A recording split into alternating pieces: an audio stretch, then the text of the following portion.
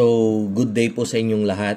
Welcome na naman po kayo sa another episode ng ating vlog. Na kung saan ang topic po natin for today ay medyo kakaiba dahil gusto ko lang na ma-analyze po natin kung magkano nga ba or kung paano nga ba yung kinikita natin dito sa paitloging manok. So, doon po sa mga naunang interview ko, lalong-lalo na kay Sir Buddy sa agribusiness, ay tinanong po kasi ako doon, nakapagbigay po ako ng isang example na kung saan ay kapag ikaw ay tricycle driver, medyo alam naman po natin ngayon na ang kita ng mga kapatid nating namamasada ng tricycle ay medyo maliit na lang dahil sa sila ay yung sobrang dami na po ng namamasada. Plus dinagdagan pa ng mga kung ano-anong mga restrictions sa kanila ng ating gobyerno. Bawal na po silang kumuha ng pasahero, dumaan sa mga main road natin.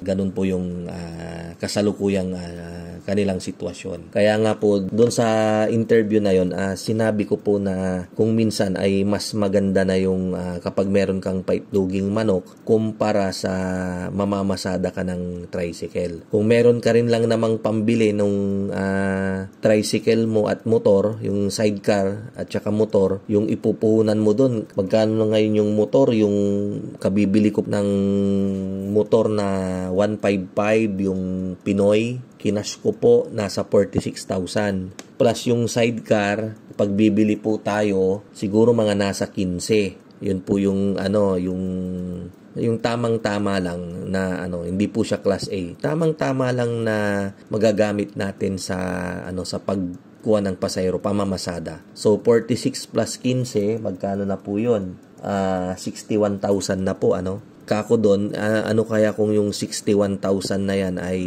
ibili na lang natin ng RTL at saka battery cages, or kung meron naman kayong mga materials dyan na baka pwede naman na kayong yung mag-DIY kapag may mga kawayan kayo, may mga tabla kayo, para nang sa ganon ang bibilhin nyo na lang ay RTL at saka yung kanilang feeds na kakainin hanggang sa sila ay mangitlog. Pwede po yan. Pwede po yan. Ganyan po yung aming diniscuss. Panoorin nyo po sa agribusiness. Search nyo lang po yung Sydney Lumboy kay Sir Buddy. Po. Ayan. So, ngayong naman, dahil sa naalala ko, ang palagi nyo pong tandaan, para mabilis na lang po yung ating pagkwenta kung sa magkano nga ba yung ating kinikita sa ating alagang paitloging manok. Ang palagi po nating tignan dyan ay kung ilan daw ba talaga yung ating inaalagaang manok. Kung ilan yung ating inaalagaang manok ay siya rin din yung ating kinikita araw-araw. Halimbawa, ang alaga natin ay 500 heads. So, ibig sabihin po, meron po tayong kikitaing 500 pesos a day. Ayan, naalis na po dyan yung mga expenses. Gaya nung feeds na kanyang kinain, yung mga vitamins, antibiotics, kuryente. And then, sa presyo po ngayon, palagi nyo pong i-compute sa 200 pesos yung presyo ng medium. Kasi po pataas na yung presyo ng itlog sa mga panahon na to. Burn na po ngayon, isipin nyo po. I-compute nyo lang po siya sa 80% yung average na kanyang production. The whole grow. Malalaman nyo na po dyan. And then yung feeds ay i-compute nyo rin po sa 1,630 yung isang sako. 32.60 per kilo yung ating layer crumble. Sa mga binigay ko pong sa inyo, pwede na po kayong mag-compute. Pero ang napaka-basic po na pag-compute ay kung ilan daw po talaga yung alaga natin ay siya rin yung ating kinikita daily. So kung ang alaga talaga natin ay 500 heads, meron tayong 500 pesos a day. Kung meron tayong 1,000 heads, meron po tayong 1,000 a day. Kung 50,000 yung ating alagang manok, ating paitloging manok, ibig sabihin po, meron din po tayong 50,000. Meron po tayong 1.5 million na kita sa isang buwan. Kaya lang, bago naman tayo makapag-put up ng isang ganong poultry farm na ganun karami, ay syempre, talagang masakit din po yung puhunan, yung kapital. Katakot-takot din po yan na puhunan. Yung mga iba talaga dyan ay talagang nangungutang sa bangko para lang sila ay makapagpaikot. Then, bayad utang.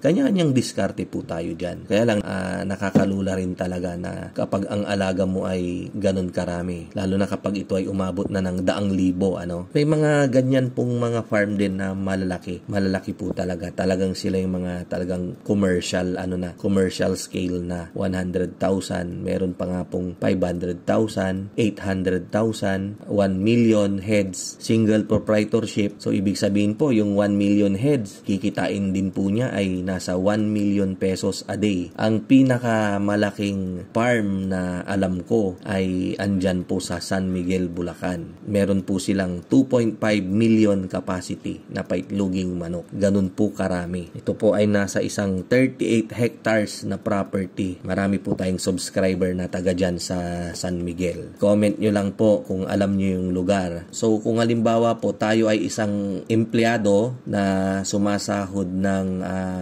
yung minimum wage, kung tayo po ay ganon, ibig sabihin, kailangan pala tayong mag-alaga ng 400 heads na paitloging manok nang sa ganon, tumabla tayo. Yung kinikita natin sa pagtatrabaho ay kikitain na natin sa pamamagitan ng pag-aalaga lang ng 400 heads na manok. At kapag tayo ay may 400 heads ng manok, medyo yung oras po natin ay magiging sarili na natin. Napakadali na lang gawin.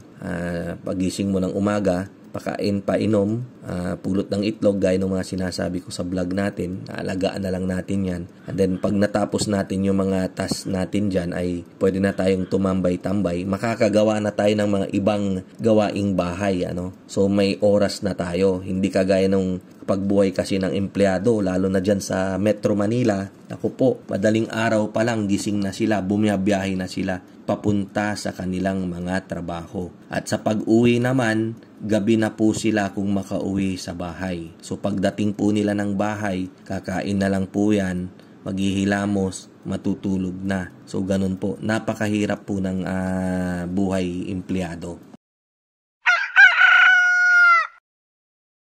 Kaya lang baka may magtanong, Mang Mags, magkano naman yung puhunan ng 400 na manok? Gaya ng kapag ipapagawa nyo po lahat yan, maayos na housing, maayos na battery cages, aabutin na po tayo ng parang nasa 900 pesos na po. So yung 400 ay nasa 360,000 na po. Naku po, ay sus! Ganon. Mapapa-react yung mga ibang nanonood, na naku, pagkalaki-laki naman pala. So paano namin yan, di ba? Kakarampot lang yung aming sinasahod. Yan. So ang sinasabi ko po palagi ay mag-umpisa po tayo sa konti lang. Habang nagtatrabaho po tayo, mag-ipon po tayo, mag-start po tayo kahit sa 48 heads lang na paitloging manok. Kung meron kayong mga pwedeng pagsilungan dyan para hindi na kayo gumastos sa housing, pwede po. Kung kaya nyo namang mag-DIY ng battery cages, andyan naman na po yung mga sukat sa vlog natin, hanapin nyo lang, pwede rin naman po. Nang sa ganon, manok na lang po yung inyong bibilhin at yung feeds na ipapakain nyo hanggang sa sila ay mangitlog.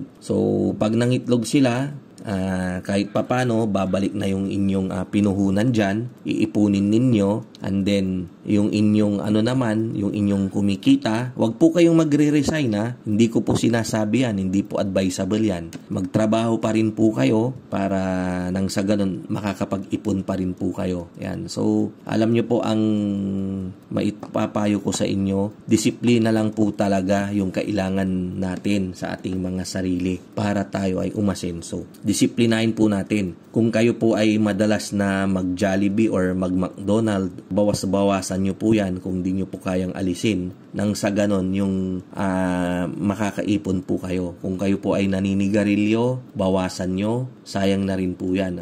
I-save nyo po, itabi nyo po palagi. And then kapag nakapag-ipon na po kayo, yun nga, halimbawa, yung dito na lang sa natin, tinuturo kong pangkabuhayan dito sa paitloging manok. Mag-set up po kayo ng 48 heads capacity. quality. And then kapag nangingitlog na, tuloy-tuloy pa rin yung pag-iipon ninyo, plus tuloy-tuloy rin yung kinikita nyo sa 48 heads. Ibili nyo rin po ulit, i-roll nyo po yan, another 48 heads. So, ganyan po. Maniwala po kayo sa akin. Sa katagalan, paglipas ng mga ilang buwan o taon, tuloy-tuloy nyo lang po yan. Hindi nyo mamamalayan, meron na kayong alagang 400 heads. Hanggang sa ito ay parami na ng parami, hanggang sa kayo ay makakapag-decide na baka pwede na kayong huminto sa pagtatrabaho. Ganun po yan. As long as, disclaimer po, as long as nabebenta po natin yung ating itlog ng maayos.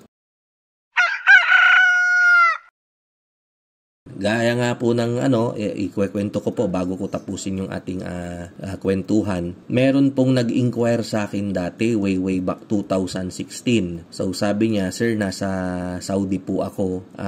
Nakikita ko po yung mga pinopost nyo, interesado po ako. Siguro pag uwi ko dyan sa atin sa Pangasinan, gusto ko rin pong magpaitlog ng manok. So kako, anytime, kontakin nyo lang ako at willing naman akong kayo ay tulungan. As long as may available tayong RTL, kako." Sabi niya, "Sir, kaya lang matatagalan pa, 2 years pa yung kontrata ko." So kako, okay lang yan, walang problema. Importante, meron siyang pangarap na iniisip. Pa-like siya sa mga pinopost ko, pa-comment, patanong-tanong, ganyan. So until one day, nag-message siya sa akin, andito na raw pala siya sa Pilipinas. And then tinatanong niya kung may available akong RTL, kako, meron akong available. So sabi niya, start daw siya sa 200 heads. Ayan, gumawa siya ng DIY na battery cages. And then yung kanyang housing, yung mga nipa hut. So, after 2 months, nagpunta siya sa farm. Tinatanong niya ako noon kung pwede na raw ba siyang mag-down. Kako, dahil nga naman sa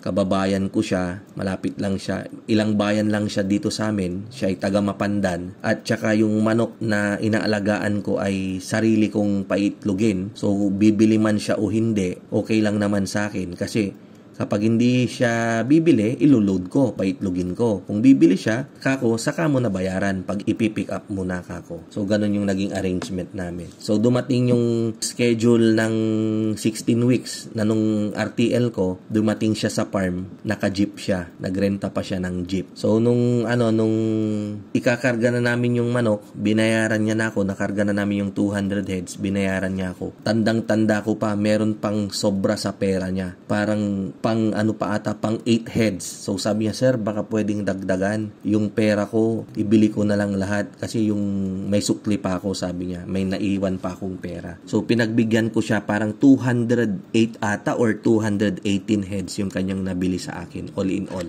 Yan. So inuwi niya, pinaitlog niya. So ito na po, nag-start siya sa 200 heads. Siya yung nagbebenta, ganyan. So alam niyo po yung huling balita ko sa kanya, nasa 1,500 na po yung kanyang alagang layers. And then, hindi na po siya bumalik sa Saudi. Isa po siyang electrician. Nakakatuwa po dahil sabi niya, hindi na raw siya, hindi niya na ma-experience yung kadalasang na-experience ng isang OFW. Lumalaki yung kanilang mga anak na hindi man lang nila nakakasama. Ang hirap po kasi ng ganon. So, tuwang-tuwa po siya. So, mindset lang naman po yan. Kung talagang gugustuhin po natin, magpupursige po tayo, kayang-kaya po natin yan. Basta disiplina lang po ang ating kailangan. Disiplina, diskarte, di ba? Sana one of these days, naalala ko siya. As in ngayon lang, nung nagblog ako, naalala ko. Shout out nga pala sa kanya kay Jeffrey, ating pangalan niya, Gatinga.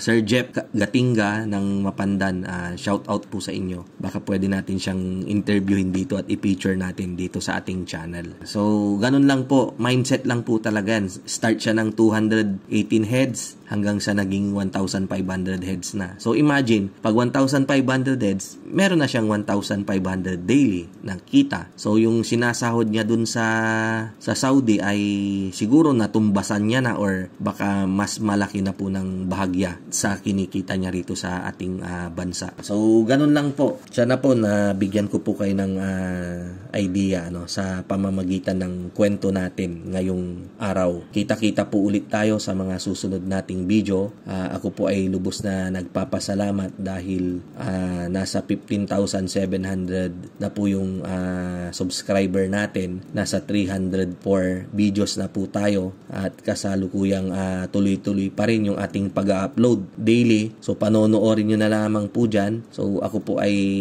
nagpapasalamat. Taos puso po akong nagpapasalamat sa inyo. Sa inyong pagsuporta dito sa ating channel. Ayan. So na-inspired po ako sa inyo. Ayan. So shout out po sa lahat ng mga subscriber natin. Ayan. Lalong-lalo na yung mga nasa abroad, mga OFW, ano po.